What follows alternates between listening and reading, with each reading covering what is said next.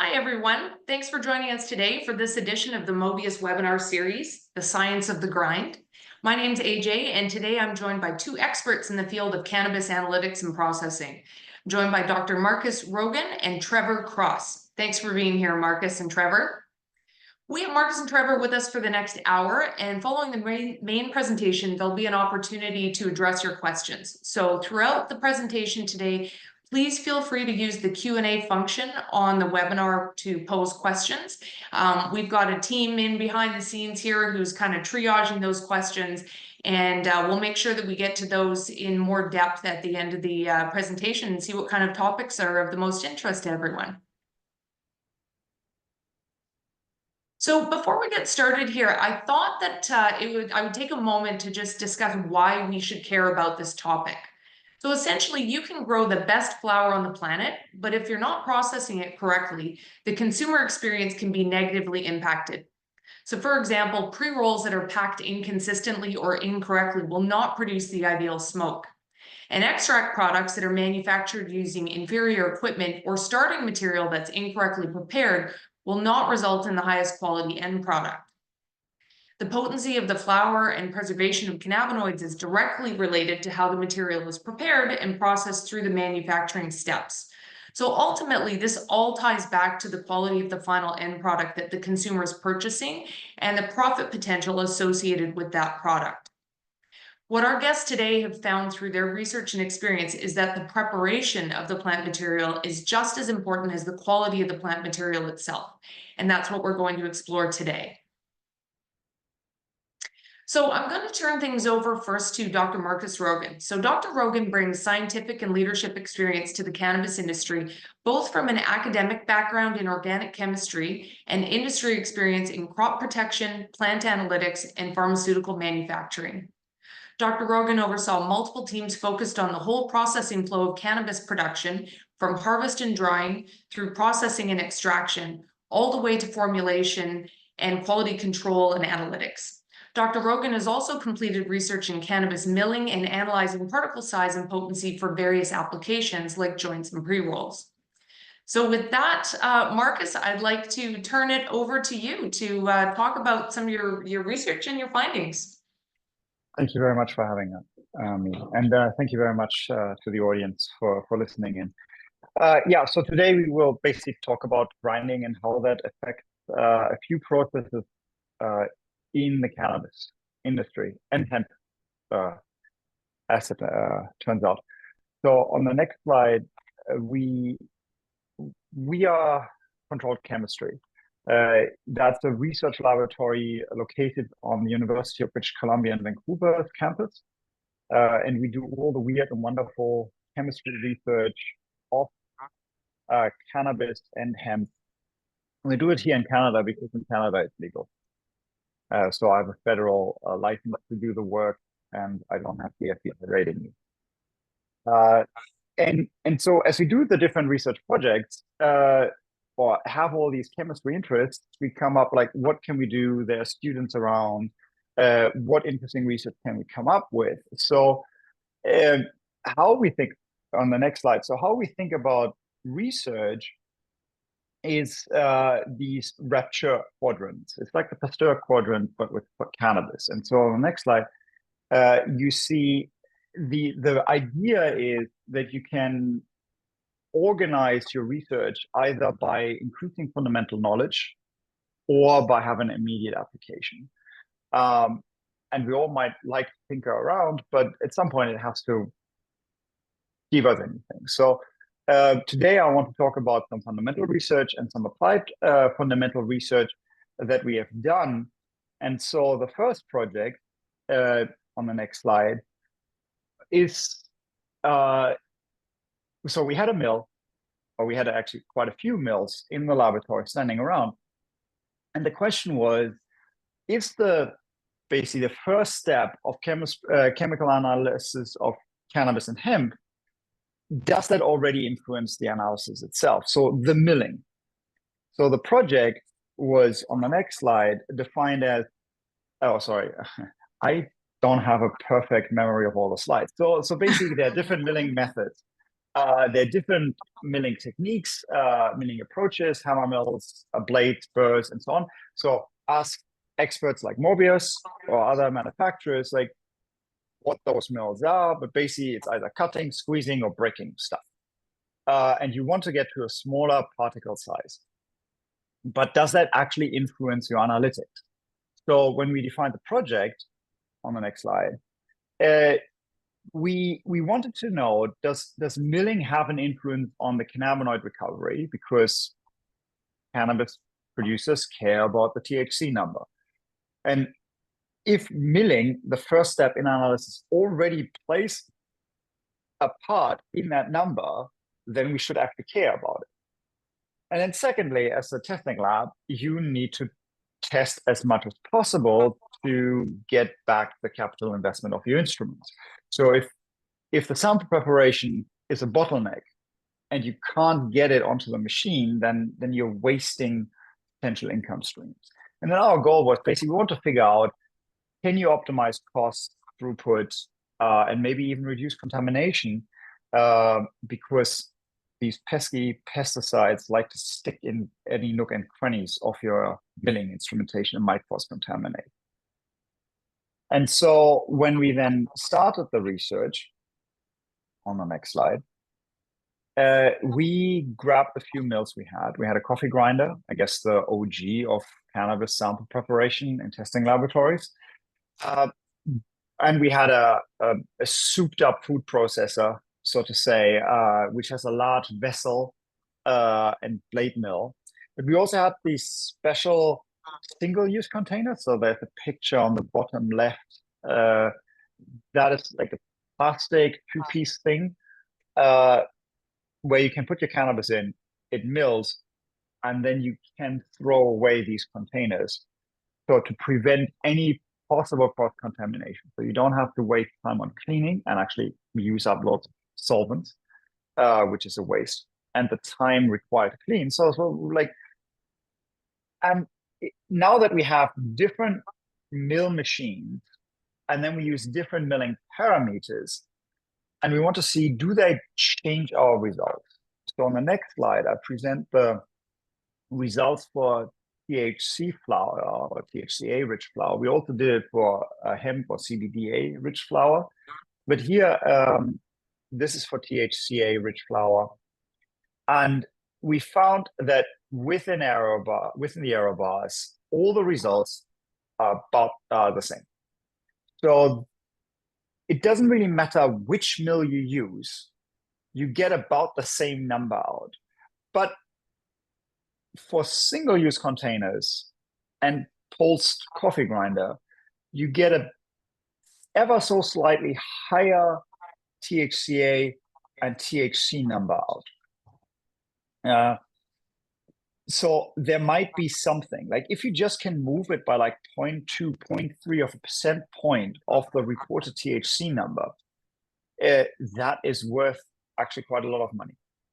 So, but if you mill, I heard that from some people, do you destroy your cannabis? So that was then what we looked at as well in the next slides.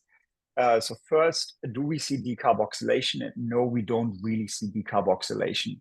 There is no apparent difference in the THCA to THC ratio in these different milling methods.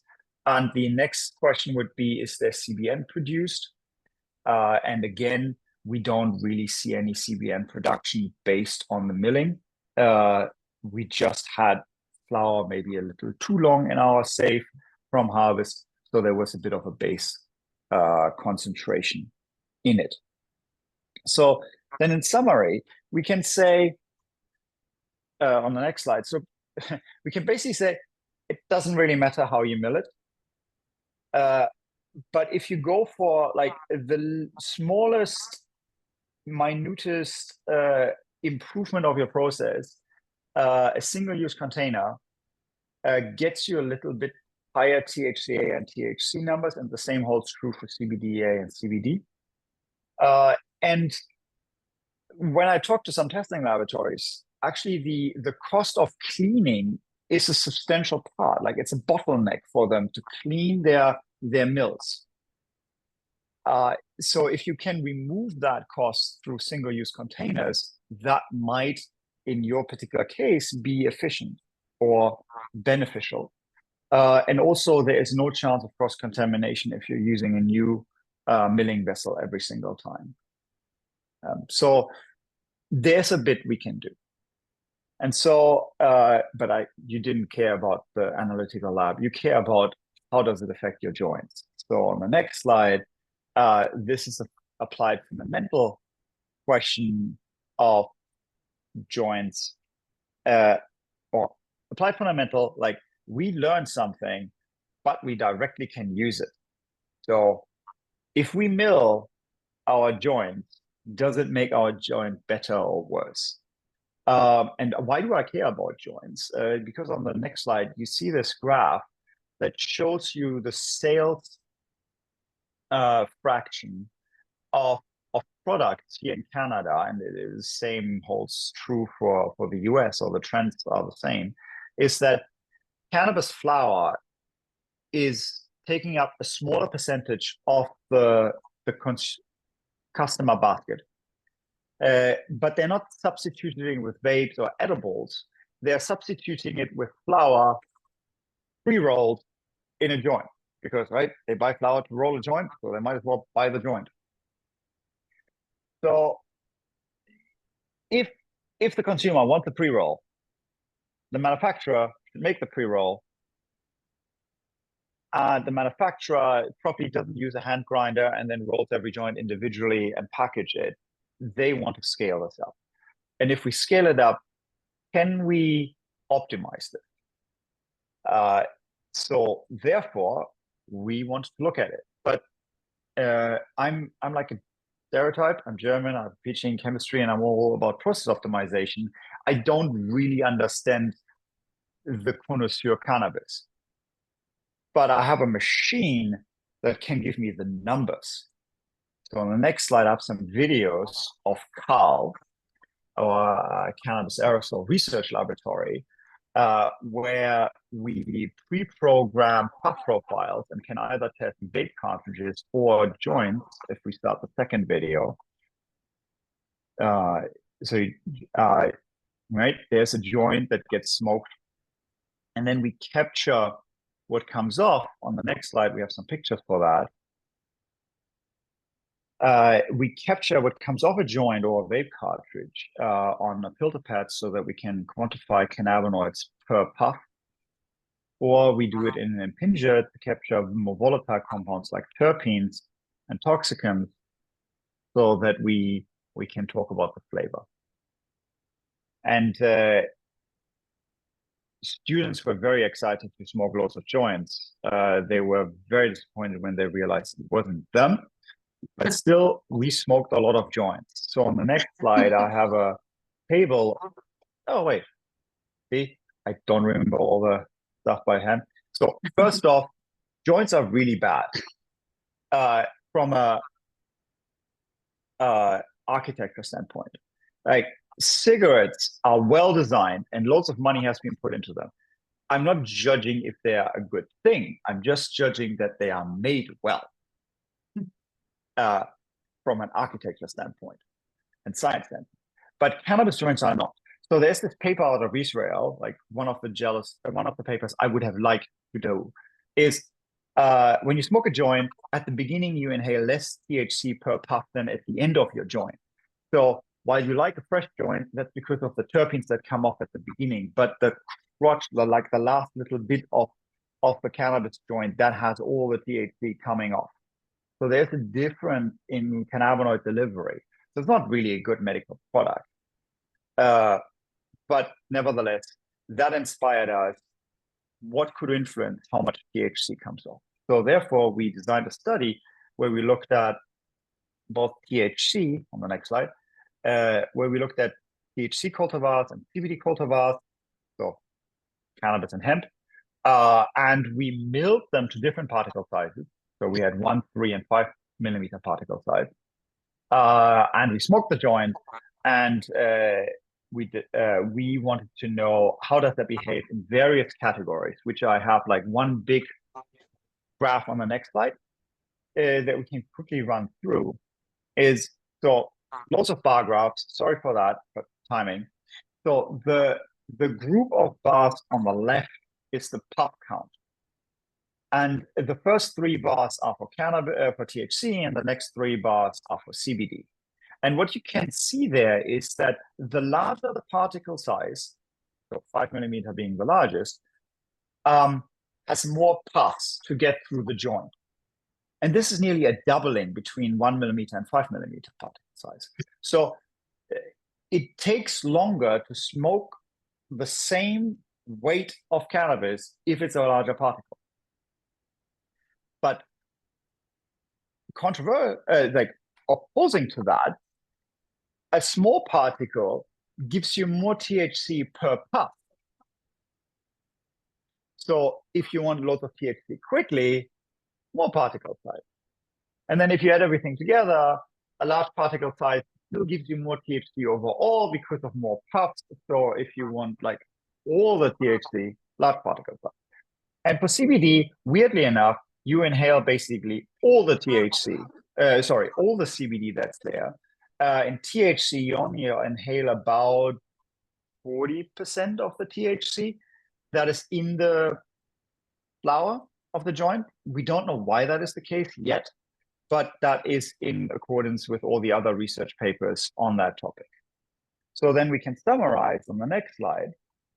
That basically says particle size really influences how you consume cannabis. A 1 millimeter particle size would be very good if you want loads of THC per puff. But if you want a longer lasting, maybe for sharing, larger particle size, burns longer, gives you more THC overall. We still have a problem that there's a variation from sample to sample. So they're not stable, they're not reproducible yet. So we still need to make the architecture better, that it's really bang on and we get the same thing every time. And there's way more CBD coming off a joint than there's THC, and that is still something we want to figure out in the future. So with that, I'm handing it over to Extraction. Great. And I'll get to the technical questions towards the end here, but I do have one question around staffing. So even after you started to employ Carl the joint smoker, I imagine you're still a fairly popular scientist to work for, and you have no problem getting students to work for you? Yeah, no, that's not a problem. They're still excited. And I don't tell everyone ahead of time that there isn't personal experience required. Great. Thanks very much, Markus.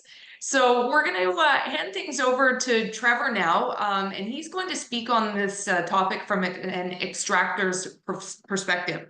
So Trevor Kross has nearly a decade of experience managing and procuring equipment for extraction and analytical labs.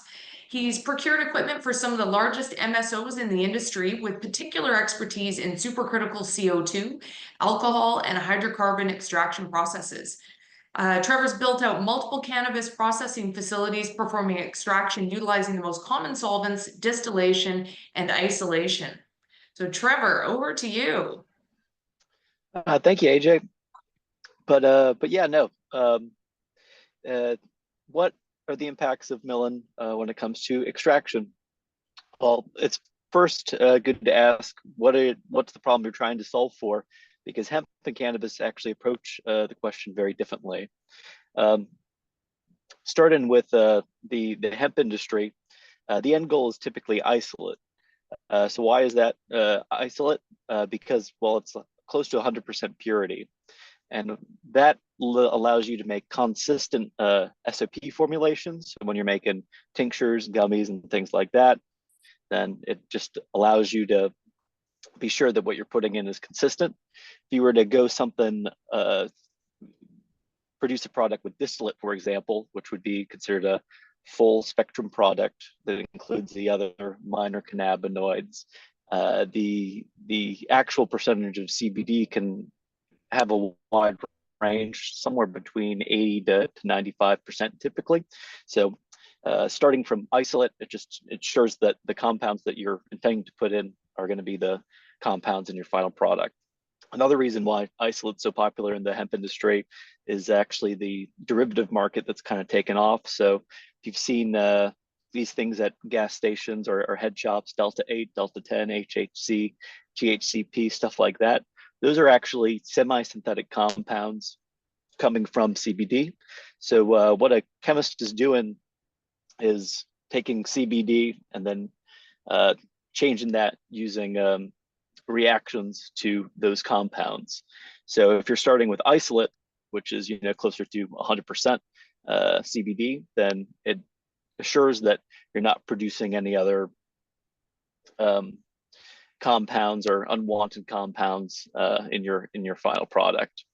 So the preparation of cannabis material for the hemp industry is to capture the most CBD that you can from the plant, so that you can then further process it into isolate through distillation and isolation.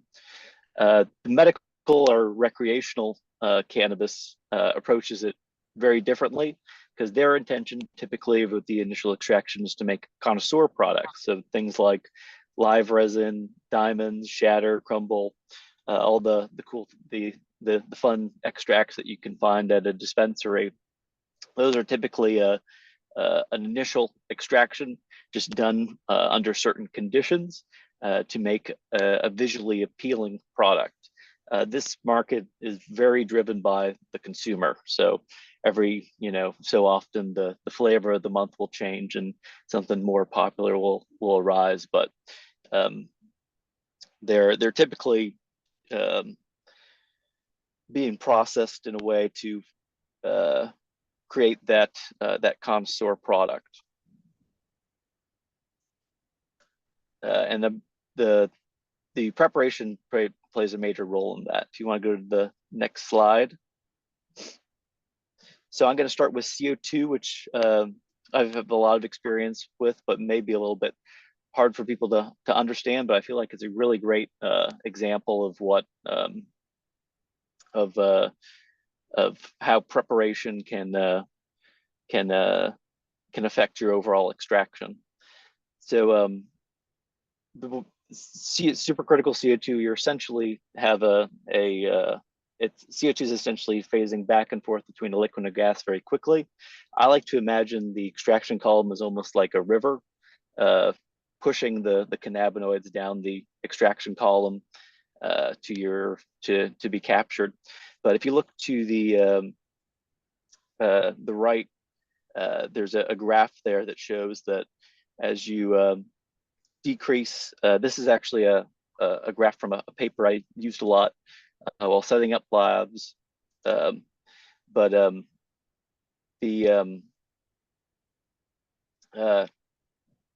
I'm finding where I am in my notes. But as you can see, from this graph, the smaller the particle size, the better extraction efficiency, or the more you're capturing, the smaller you grind your material. Now, this isn't a study done on cannabis, but it's just a guide that we used back when we were setting up labs and developing procedures to help guide us in the right direction. However, if you want to go to the next slide, this is also showing that when you grind your particles too fine, so this one's going to from 0.345 millimeters to 0.08, the extraction efficiency or the yield actually decreases. So at a certain point, although you can grind it finer, it actually decreases your efficiency because something called channeling occurs. Channeling is essentially where you're missing parts of the material you're intending to extract. So if we go back to our river example of the supercritical fluid pushing the cannabinoids down your extraction column, that river is always going to want to take the path of least resistance. So if you got finer particles that are packed tightly together, it's going to miss those compounds. So you're not going to be able to extract the most efficiently as you could, because it's consistently going in the path of least resistance and avoiding those compounds. So the grind size and how you pack your extraction column really affect the extraction efficiency or the quality of your product. This slide is going on to other extraction methods. Use the most common methods are alcohol and hydrocarbon. This is a little bit more easier for people to understand because this is a solid liquid extraction. Most people typically do a solid liquid extraction every morning when they make their cup of coffee. Instead of water and coffee, you're using cannabis and a non-polar solvent or a universal solvent. So since cannabis is non-polar, it's hydrophobic, so it doesn't like water. So that's why we use these solvents instead. Hydrocarbon is a strictly non-polar solvent, so it's really intended to, you know, capture cannabis and a few other fatty compounds in the plant. And then alcohol, however, is a more abrasive solvent. It's a universal solvent, so that's really pulling up a lot of material. You can see on the right, I have some examples of when I first started in the industry, but that black shatter was actually with hydrocarbon done at room temperature, and we found that we were utilizing a mill that just really milled things really too fine for our purposes, and so we kept getting these black slabs of shatter. Initially, we thought, oh no, we're gonna lose our jobs, but eventually we dialed it in and was able to get something a little bit more like what you see down in the bottom right. And the black shatter, you know, is still salvageable. We eventually developed our distillation procedures and utilized them for that. So, but both hydrocarbon and alcohol can be done at lower temperatures to mitigate the amount of additional materials that you're pulling up. If you want to go to the next slide. And this is a graph that was prepared by Mobius, but it really illustrates what I'm trying to convey in these slides. As you can see, for what I just touched on, larger particle sizes are needed for the ethanol extraction. You're working with a more abrasive solvent as compared to the hydrocarbon extraction, which you can grind finer. And then the fresh frozen, or that's kind of the more connoisseur market, and that's ground a little bit less because it's the intention is to make a more visually appealing product. If you want to go to the next slide. So next I have just some examples of material that we received here at Titan Processors.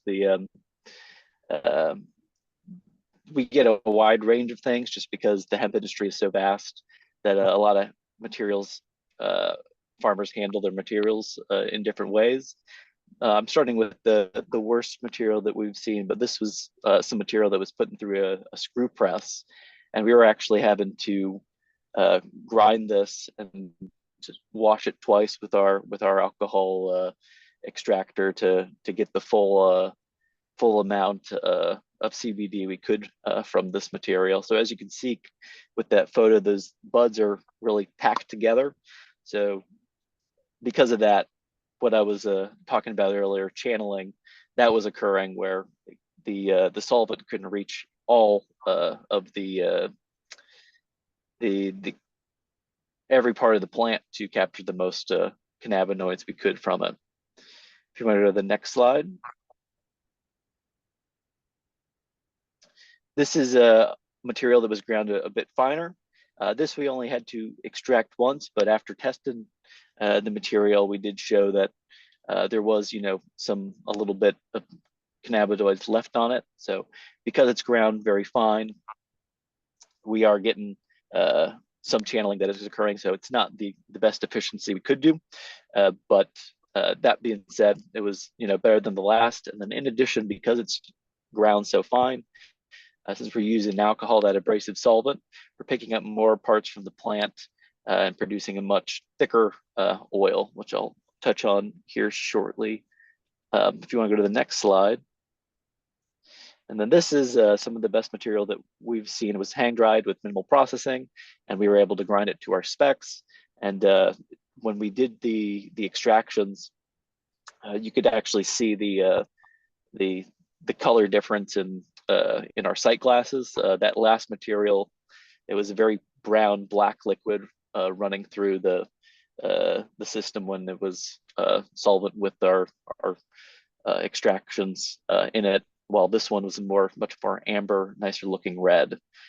So this minimal processing thing was great for us, because then we could grind it to exactly how we needed to get the best extraction. And then if you want to go to the next slide, touching on what I was talking about with the finer processing, and apologies for the photos, I'm not the best photographer, but that bucket to the left is actually from the finer ground material that I was showing earlier, but that is a very thick oil. If you were to, turn that upside down at room temperature, it would almost want to stay in the bucket, almost like a Dairy Queen Blizzard. While on the right is something that we were able to grind to our specs, and this material was actually really nice to work with, because you could see it's already crystallizing as a crude oil. So because it's already crystallizing as a crude oil, that shows that the potency is quite high in the product, and that we have less undesirables in the plant, and that makes the whole process easier. So you go to the next slide. I have a comparison of the distillation. So as we're distilling the finer product, we don't get that clear kind of yellowy distillate that you can see on the right. That was the one on the right was done from the really good crude oil, while the one on the left was done from the thicker oil. And when you're in the distillation procedures, another thing about the thicker oil is that you can almost run it. It's almost harder to run, and you can run into more either system clogs if you're using a wiped film, or just you're not able to get everything you can because of the potency is not as high as it could be. And then if you want to go to the next slide, and then at the end of the day, if you're making isolate, isolate's almost a blank canvas because of its color and consistency. So any additional pigment picked up can really affect the overall quality of the isolate you're producing, because it's really shown at the end of the process. On the left, I have material from some distillate that was a little bit darker, that had to be milled. That's what is going on in that photo. Well, on the right is some really nice isolate that we were able to produce from a better quality distillate.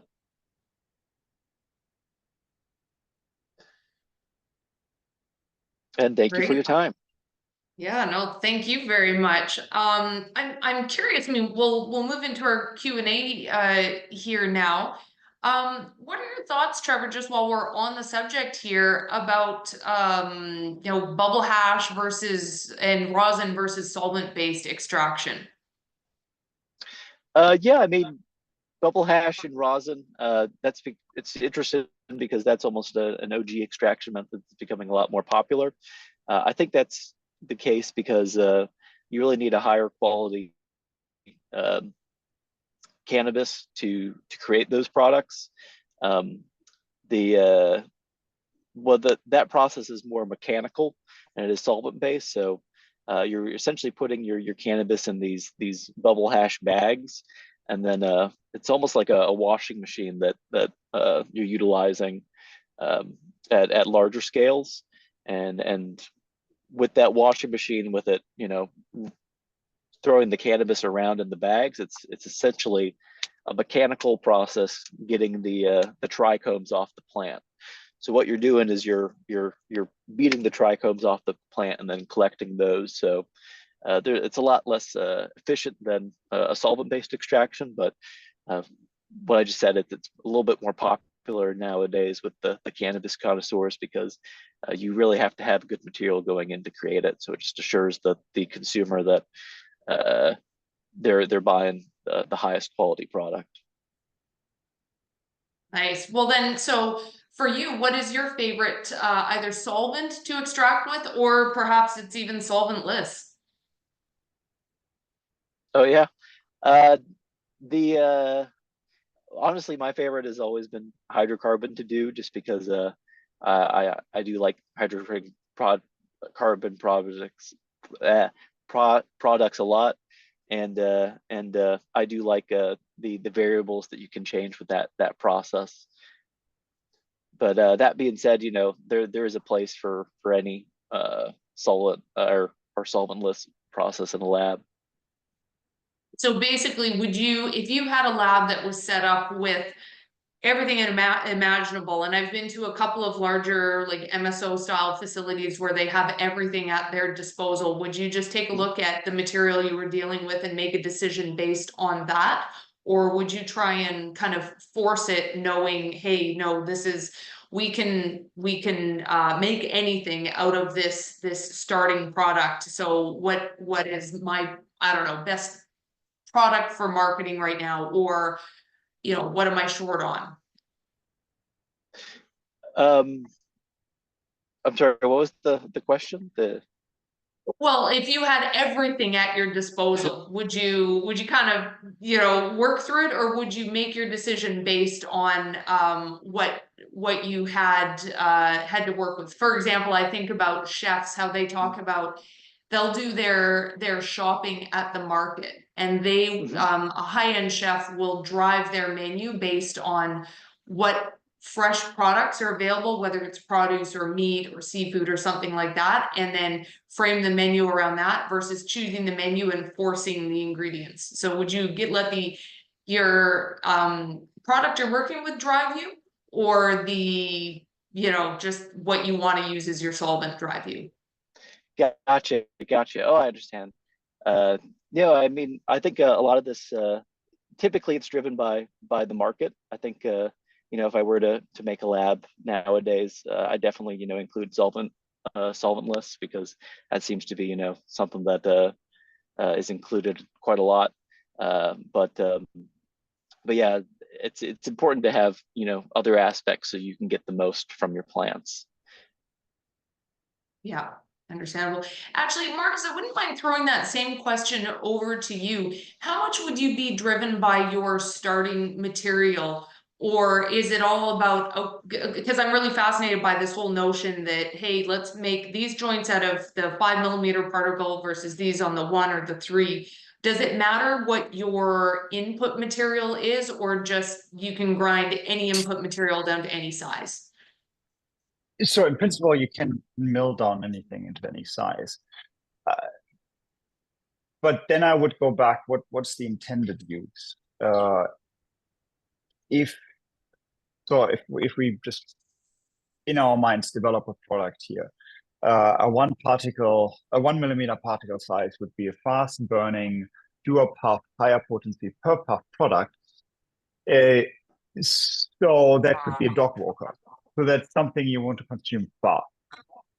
While a 5 mm particle or a larger particle size product might lend itself more as a session, a fireplace, or like an evening group shareable product. And my assumption would be that in a slow, longer session, you would want to savor and enjoy the product more than if you just want to quickly get high while you walk your dog. So if I have a flower with particularly high terpene numbers and a better aroma, that probably lends itself better as a shareable product to enjoy and savor. But if my flower is lower on the flavor, on the aroma, with lower numbers of terpenes or myrcene, then maybe that would be something I would put more into the category of 1 millimeter particles, so to quick consume and just get high off it. Yeah. So I would, yes, I use the quality to decide, but then it's not so much question which mill's better. It's more the question, what product do I want to get at the end? Yeah, so on that note, are you finding interest from manufacturers in marketing things that way? For example, would they be marketing them from a technical perspective where they're labeling by particle size, or are they marketing them based on usage? And is that even happening yet, or this is something that you anticipate happening? The dog walker versus the campfire. Yeah, so I don't assume that ever the product will be labeled as 1 millimeter versus 5 millimeter. Too technical, customer doesn't care. Customer cares about outcome. So it would probably be labeled as the dog walker or the shareable, and you just have the milling technology underneath it for the producer to deal with. And when we look in the sales numbers of cannabis joints or pre-rolls, we see that the fastest growing subsection of pre-rolls are connoisseur slash blended or it's connoisseur or blended mixed strain products. It is actually that the single strain or the sativa or the indica joints are losing market share. So, and also another big winner in the cannabis pre-roll sector are infused pre-rolls. So if we think about it, the consumer buys less of single strain, but more of elevated product, better product. Right? Infusing it with oil doesn't make it better, but it gives the appearance of it better. So the consumer definitely wants a better experience. I don't think the consumer really knows what they want, nor does the industry actually put any effort into figuring it out. So that's what my lab is for. So call me. I think there's a lot we can still do to make better pre-rolls. And considering it is such a strong growing sector, there should be the interest and the disposable money for that. But I have seen less research in the field than I would like. It'll be interesting to see if things go more in that direction. I always like to compare it to, say, the wine industry, just because the wine industry has been a legal industry for obviously a lot longer, and you can kind of see the trends there where you've got the connoisseur wanting to get very technical wine consumers versus people that just enjoy a glass of wine. They're not interested in learning too much technically about it, and where the marketing kind of goes with it. I enjoy my wine, and I see the labels on there that talk about the points, but I've never bothered getting into that. And so I sort of see that as some of the more technical stuff around the particle size here. So I had an interesting question come in here, and it's something that I wonder about in a lot of different contexts. Today, we're talking about this in the context of extraction and sort of this later downstream manufacturing. So the question we had was, in addition to parameters like particle size, this person has a number of clients who are looking for guidance on target water activity values throughout the manufacturing process. Could either of you comment on this? This might be more something that's applicable to Trevor's activities, but could you, Trevor, talk a little bit about water activity and how that impacts things through the manufacturing process? Yeah, of course. No, water activity definitely affects the overall extraction efficiency. When I was doing a CO2 extraction, for example, we would always decarb the materials beforehand. Decarbing it, or having CBDA turn to CBD just makes the solvent more effective. And then in addition, since we're using temperature to decarb, it's also removing water. With CO2 extraction, you can actually have little ice particles forming, so that's blocking off what you can get fully from from your extraction. So it's really important to remove the water, not only for supercritical CO2, but also if you want to extract the most effectively using hydrocarbon, which is non-polar, so hydrophobic, so it doesn't like water, so it's not going to perform as well. That being said, there are products like all the live products, live resin, stuff like that, that actually have wet plant in it, and for that you're sacrificing the overall extraction efficiency to get a better product for the consumer. So it's got that more terpy taste to it, and additional processes can be done later to that extracted material to make sure you're getting everything from the plant. But the overall water activity greatly affects how well your extraction is doing. There's a lot of factors to take into account here when you're doing your work. It's incredible. I'm very sorry, Trevor. Yeah. So I'm the chemist. I do want to do a few corrections, if you don't mind. I just want to make sure that we're actually correct here. Supercritical CO2 is at 31 degrees Celsius or 70 Fahrenheit. No water crystals, ice crystals will ever form, right? We are way above, above room temperature, so there won't be any freezing. The problem with alcohol and CO2 extraction is that water becomes a cold solvent. So if you have water in your flour, you now have a CO2 water or ethanol water solvent mixture that now will extract or not extract cannabinoids, right? Water doesn't extract cannabinoids, so if you add water to one of those solvents, your solvent becomes less able to transport cannabinoids, and therefore your extraction efficiency goes down. But they're not ice crystals. And then for hydrocarbon extraction, if water is there, it doesn't care, like does really not care. So it's there or not, the solvent doesn't even see it, doesn't really influence that much. But I just wanted the ice crystal correct. Yeah, no worries. So, I mean, we're getting into some of these very technical aspects here. So actually, Mark, so I'd like to ask you, you'd mentioned in your presentation that CBD is delivered more consistently than THC, but we don't quite know why yet. Do you have a hypothesis as to why that might be?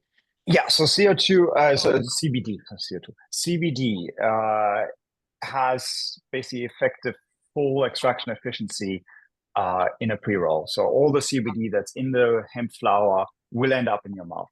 While for THC, only 30 to 50% of the THC in the flower ends up in your mouth. Why that discrepancy is there, we do not know yet. We have a few ideas which we would want to research in the future. So for one, neither CBD or THC ever evaporates. Like they will not be a gas that you inhale. They will always stay solid phase, but they will be dissolved in oil droplets or some form of droplets that you inhale. So it's an aerosol, not a gas of cannabinoids you inhale. So the first idea we would have, or you would look at, is CBD better able to dissolve in those droplets you inhale? There is a solubility difference in solvents between alcohol, CBD and THC. There's a great paper by David Doughton on the question of chocolate analytics, where you can take the findings and translate that potentially to aerosols. Also, CBD is ever so slightly more water soluble than THC is. So maybe some humidity or water activity in the flower produces a more watery aerosol droplets, and those can pull along CBD.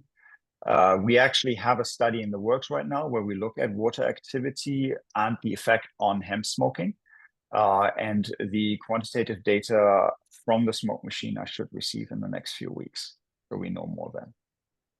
Do you notice the same behavior or patterns with other cannabinoids, so with CBG or CBN?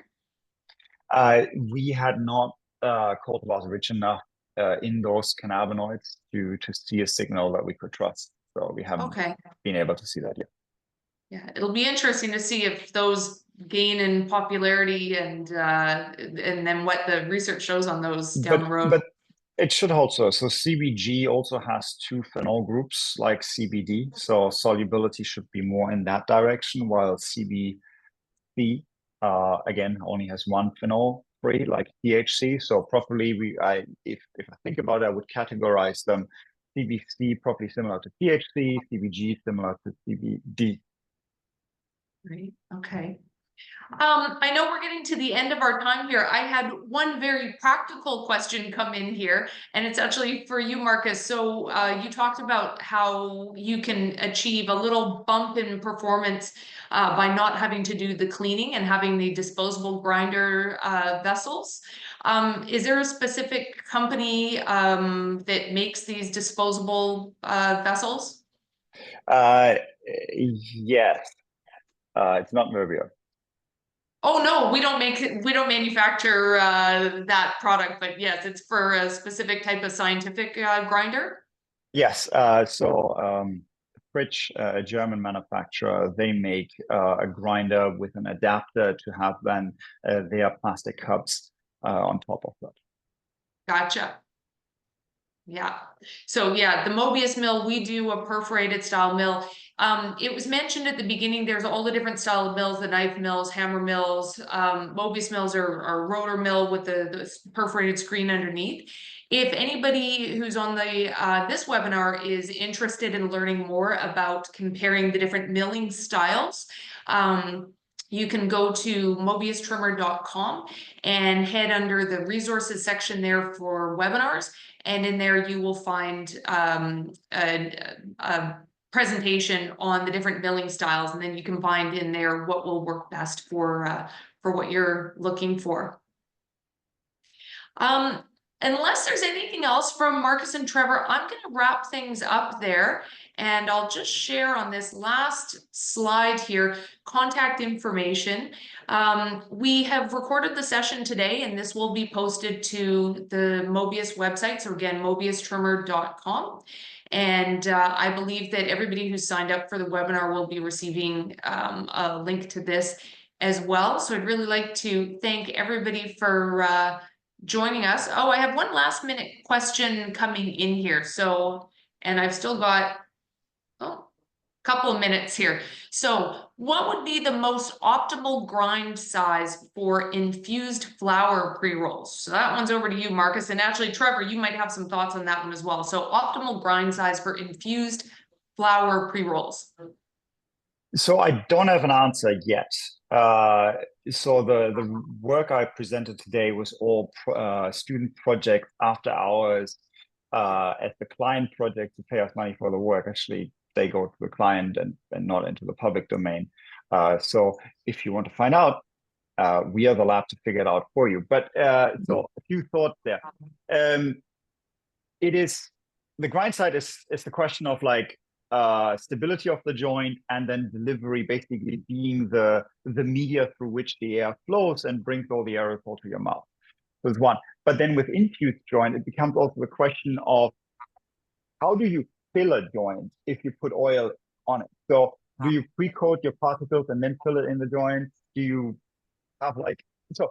I think it will be mostly a manufacturing question. How can you get the infusion or the oil into the joint as well as the flower pipe?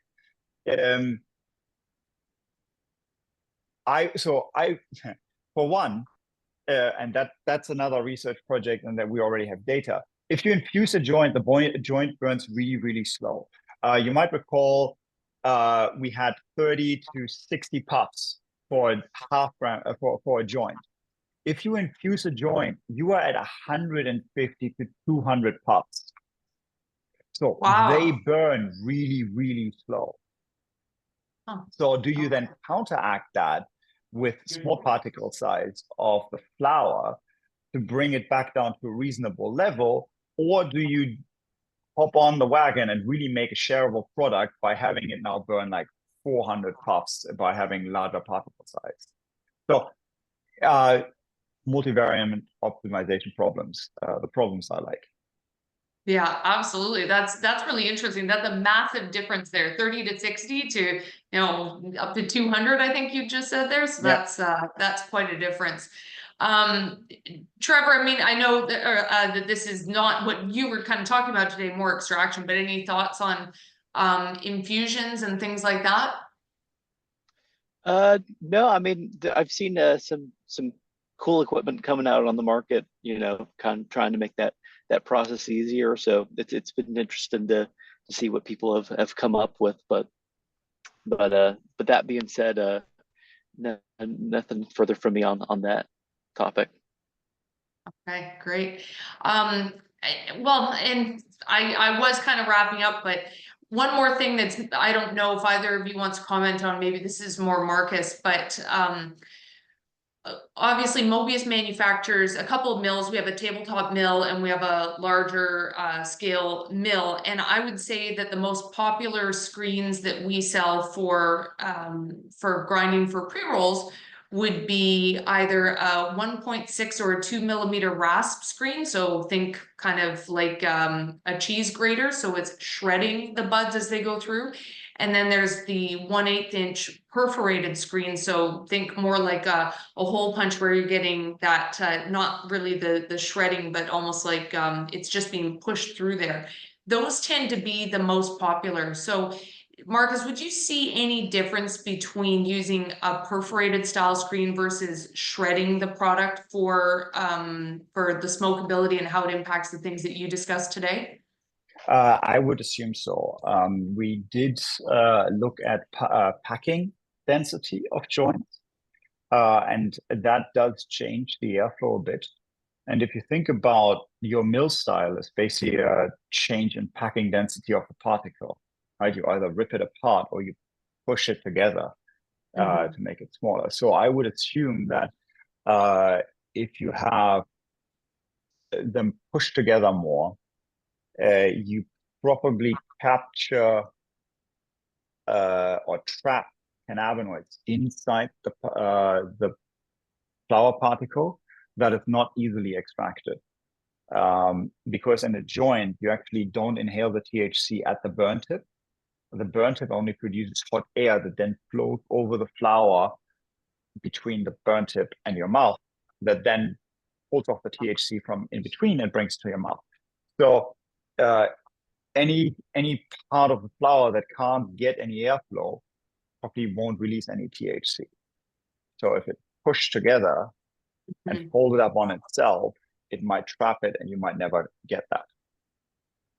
And that's along the same theme that Trevor was talking about, channeling and having particles that are compacted together, and whatever your extraction method is, not being able to access it. So in principle, yes. Yeah. Okay. Thank you for that. Okay, well, I'd like to thank everybody for attending today. Really appreciate it. Particularly appreciate Markus and Trevor for taking the time to prepare with us and join us today and offer their expertise. We have the contact information for people up here. So if you want to get in touch with either of our speakers, they've let me know that they're okay with you emailing them. Those were real email addresses they gave us. So thanks very much. And for any more information on Mobius, please visit mobiustrimmer.com. Thanks a lot, everyone. Thank you. Thank you.